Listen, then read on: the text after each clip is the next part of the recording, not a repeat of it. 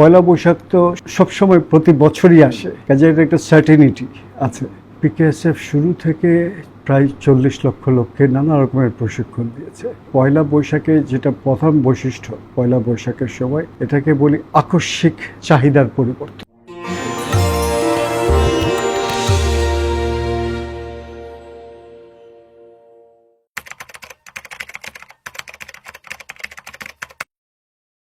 এটা মেটামরফোসিস হচ্ছে পিকেএসএফে। মেটামরফোসিস মানে আমরা সবসময় আমাদের কাজের স্টাইলটা হচ্ছে সবসময় রেসপন্ড করতে থাকা পরিবর্তনের সাথে, কিন্তু পরিবর্তনের সাথে রেসপন্ড করতে করতে মেটামরফোসিস যেটা হয়, পরিবর্তন শুয়োপোকা থেকে হঠাৎ প্রজাপতি বের হয়।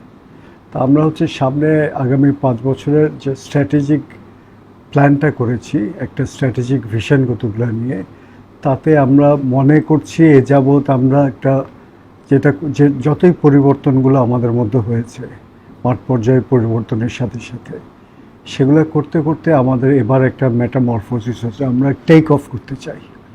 সে তার মধ্যে কথাটা হচ্ছে আমরা এতদিন যেটা করতাম ডেট ইনস্ট্রুমেন্ট বেসড একটা ডেভেলপমেন্ট প্রোগ্রাম, যেগুলোর কিছু সীমাবদ্ধতা আছে, আমরা এখন এটা থেকে এভাবে বলি দারিদ্র্য বিমোচনের আঙ্গিকে কাজ করা থেকে প্রসপারিটির পথে নিয়ে যাওয়া মানুষকে, সেদিকে আমরা আমাদের কাজেরগুলোকে রিডিজাইন করা শুরু করেছি।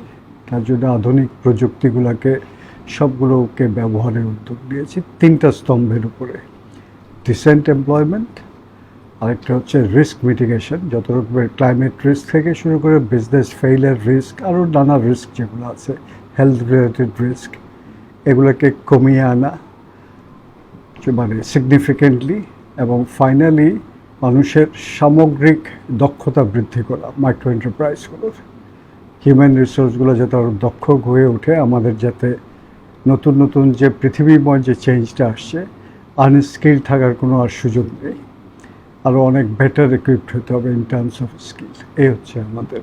আমরা যেটা প্রতিষ্ঠান বলতে আমরা অর্গানাইজেশন বুঝি না, প্রতিষ্ঠান বলতে বুঝি আমরা একটা ফান্ডামেন্টাল কিছু মূল্যবোধ ভিত্তিক, এটার উপরে ভিত্তি করে অব্যাহতভাবে টেকসইভাবে সার্ভিস যাতে দিয়ে যেতে পারে। তো আমাদের মূল্যবোধটা হচ্ছে যে প্রতিষ্ঠানগুলোকে আমরা গড়েছি বাংলাদেশে, এদের মূল ভিত্তিটা হচ্ছে we serve the low income population of this country. আমাদের যারা নিম্ন আয়ের জনগোষ্ঠী, আমরা গরিব শব্দটি ব্যবহার করি না, নিম্ন আয়ের যে জনগোষ্ঠী, তারা যাতে টেকসইভাবে করতে পারে, ওয়েলথ জেনারেশনের পথে, প্রসপারিটির পথে, ওদের ঘাত সহিষ্ণুতা যাতে বৃদ্ধি পায়, এগুলোতে কাজ করি। সেই কাজ করার জন্য মাঠ পর্যায়ে যেসব প্রতিষ্ঠান লাগবে, ইনস্টিটিউশন লাগবে ভ্যালু বেসড এবং টেকসই, সেগুলোকে গড়ার জন্য আমরা ফাইন্যান্স থেকে শুরু করে ওদের ইনস্টিটিউশনাল ডেভেলপমেন্টের সব ক্ষেত্রে কাজ করি। কাজে এটাকে বলতে পারেন একটা ইনস্টিটিউশন বিল্ডিং অর্গানাইজেশন। প্রপুর বা লো ইনকাম পপুলেশনের জন্য বা ইনক্লুসিভ গ্রোথের জন্য সরাসরি কাজ করে এই ধরনের প্রতিষ্ঠান তৈরি করার জন্য একটা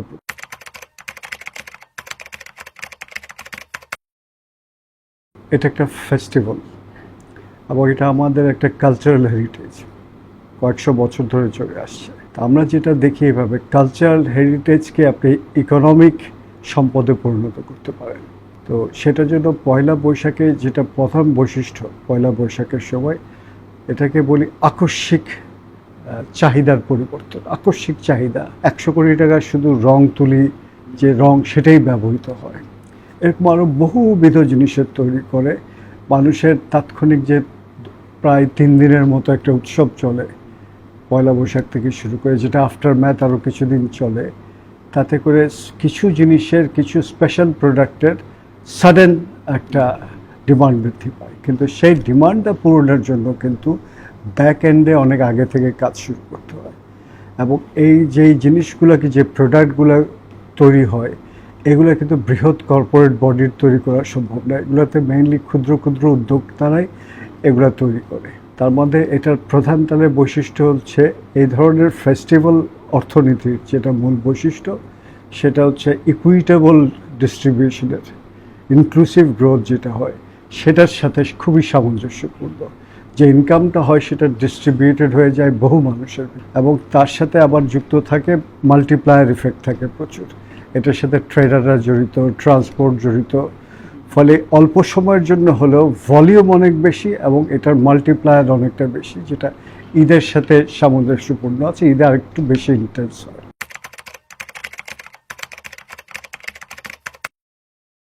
অবশ্যই বাড়বে, কারণ এই ধরনের মানুষ যখন তারা সাডেন এইসব করে, তখন তাদের দরকার হয় ভেরি স্পেশালাইজড কিছু ঋণের, যেটা এখন এই ক্ষেত্রে আমাদের কাজ করার সুযোগ রয়েছে।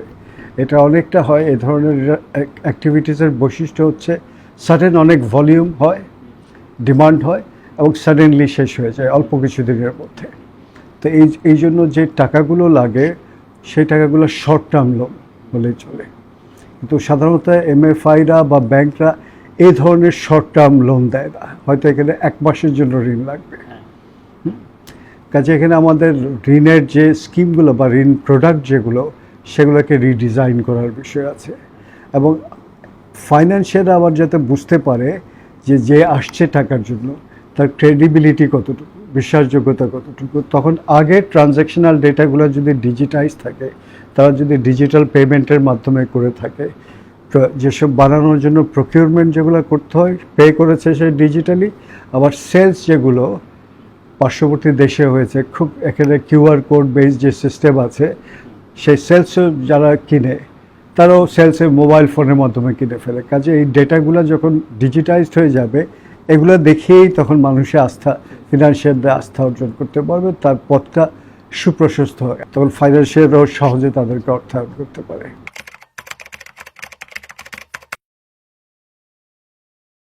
অবশ্যই করা যায়, কারণ হচ্ছে পয়লা বৈশাখ তো সবসময় প্রতি বছরই আসে। কাজে এটা একটা সার্টেনিটি আছে যে এটা প্রত্যেক বছরই আসবে এরকম ফেস্টিভ্যাল। এখানের মধ্যে যখন উৎসব কেন্দ্রিক কতগুলো প্রোডাক্ট হয়ে যায়, সাডেন ডিমান্ডটা মেটানোর জন্য আপনি দেখবেন আমাদের শাড়িতে, কাপড়ে, পাঞ্জাবিতে আরও আর্টিজানরা তৈরি করে নানা রকম প্রোডাক্টে অনেক পরিবর্তন এসছে।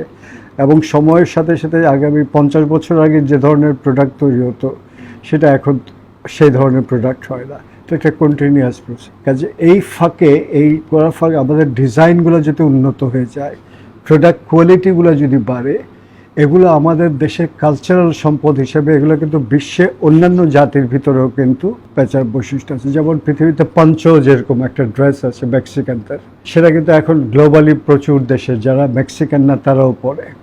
আমাদের দেশে পাঞ্জাবিও হয়তো আরও দেশের লোকেরা এইসব সুন্দর সুন্দর ডিজাইনের পরা শুরু করবে, শাড়ি হয়তো পরা শুরু করবে। আরও বৈচিত্র্যপূর্ণ আমাদের প্রোডাক্ট আছে এখন, যেগুলো হচ্ছে ইকোলজিক্যালি খুব ভালো, মৃত্তিকা দিয়ে তৈরি, নানা রকমের মৃত্তিকার অর্নামেন্টস আছে। এগুলো কিন্তু এখন নতুন প্যারাডাইম শিফট হচ্ছে, এগুলোতে নানা দেশে বিদেশে এগুলোর ডিমান্ড বাড়ছে। তো এই ফাঁকে এগুলোর ডিজাইন ভালো হয়ে কম্পারেটিভ একটা অ্যাডভান্টেজ যদি সৃষ্টি হয়, বিশ্ববাজারেও কন্টিনিউয়াস একটা স্থান করে নেওয়ার ভিত্তিটা তৈরি হয়ে যেতে পারে আমাদের।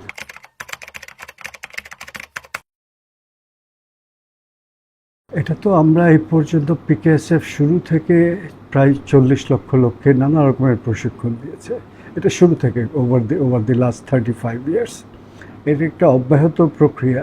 এখন আমরা যেটা করছি তার সাথে প্রযুক্তিকেও ট্রান্সফার করছি, প্রযুক্তি বেস যাতে বিভিন্ন প্রোডাক্ট ডেভেলপ করতে পারে, পাশাপাশি সার্টিফিকেশন নেওয়া, উপযুক্ত কর্তৃপক্ষ থেকে সার্টিফিকেশন নেওয়া। বিশ্ববাজারে যেতে হলে আমার ইন্টারন্যাশনাল কিছু সার্টিফিকেট লাগে, সার্টিফাইড প্রোডাক্ট যাতে তৈরি করে, গুণগত মানটা যাতে এটা হয়। যেরকম অনেকগুলো নিশ মার্কেট আছে, বুটিক মার্কেট আছে বিশ্বে, এগুলো ছোট ছোট মার্কেট, কিন্তু এগুলো কিন্তু হাই প্রাইসড মার্কেট।